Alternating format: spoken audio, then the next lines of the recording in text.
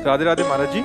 यदि कोई व्यक्ति मांसाहार करता है, नशा करता है और कहता है कि मैं तुम्हारा गुरु हूँ, और आप सिर्फ उससे जुड़े हैं, शिष्य नहीं हैं, पर फिर भी उसे गुरु वाली इज्जत देते हैं, वो आपको भक्ति से दूर कर हम पूरे जगत को गुरु की इज्जत देते हैं, क्योंकि अखंड मंडलाकारम व्याप्तम चराचरम, समझ रहे हो?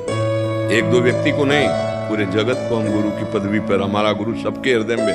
लेकिन आचरणों का विरोध है। भगवान तो सर्वत्र हैं। हमारे यहाँ चरित्र पूजा होती है।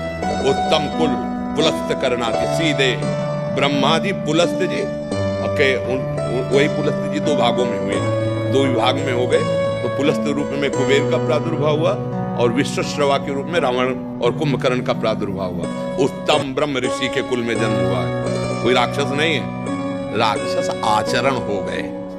राम जी रघुवंश में प्रकट हुए, दशरथ पुत्र बनने की लीला की, लेकिन रावण सीधे ब्रह्मा जी पुलस्त जी, विश्वश्रवा रावण, उत्तम कुल पुलस्त करना थी। लेकिन क्या कहा गया? रावण, और क्या किया गया?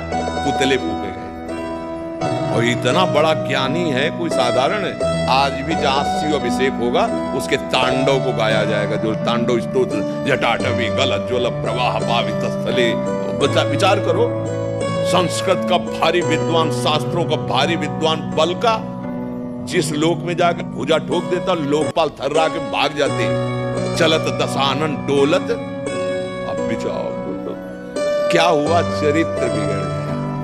हम सब में भगवत बुद्धि करते हैं, चरित्रहीन को पास बैठने नहीं देंगे, सम्मान नहीं देंगे, देखना नहीं चाहेंगे, पर भाव हमारा भगवत भाव ही रहेगा, पर हम आचरण में नहीं। जैसे सांप में भगवत भाव है लेकिन भागेंगे दूर, सिंह में भगवत भाव लेकिन दूर भागेंगे, नहीं भागे। ये थोड़ी भगवान, आग में भी भगवान गले थोड़ी लगा लेंगे, दूर से काम। यही तो बुद्धि, यही तो ज्ञान होता है। सब में भगवान है, पर काम, अब बिजली में भी भगवान है। देखो आज सुख दे रहे ले, और तार काट के छुओ, अभी पता चल जाएगा कि भगवान का वो स्वरूप क्या है। हाँ समझ ला है, जो शास्त्र विरुद्ध आचरण करता है उसमें भगवान है, हम मानते हैं, पर हम उसके साथ व्यवहार नहीं कर सकते। हाँ, अगर वो आके यहाँ बैठेगा, मुड़ के चल देंगे। हम भले निंदा न करें, अपमान न करें, पर हम एक सेकंड ऐसे व्यक्ति के साथ नहीं बैठना चाहेंगे जिसमें भगवान है पर वो आचरण गलत करता है। समझ रहे हो ना? चाहे वो कहीं भी बैठा हो, कितनी भी ऊंचाई पे बैठा हो, नहीं। ऐसे में गुरु तत्व का अपमान तो नहीं होगा? उन्होंने लिखा है ऐसे में गुरु तत्व का अपमान या अपराध। तो हम कह तो रहे हैं हमारे गुरु तो संबर विराजमान है, लेकिन जहां आचरणहीनता दिखाई दे रही है, हम एक क्षण नहीं बैठेंगे, एक क्षण भी आदर नहीं करेंगे। समझ रहे हो ना?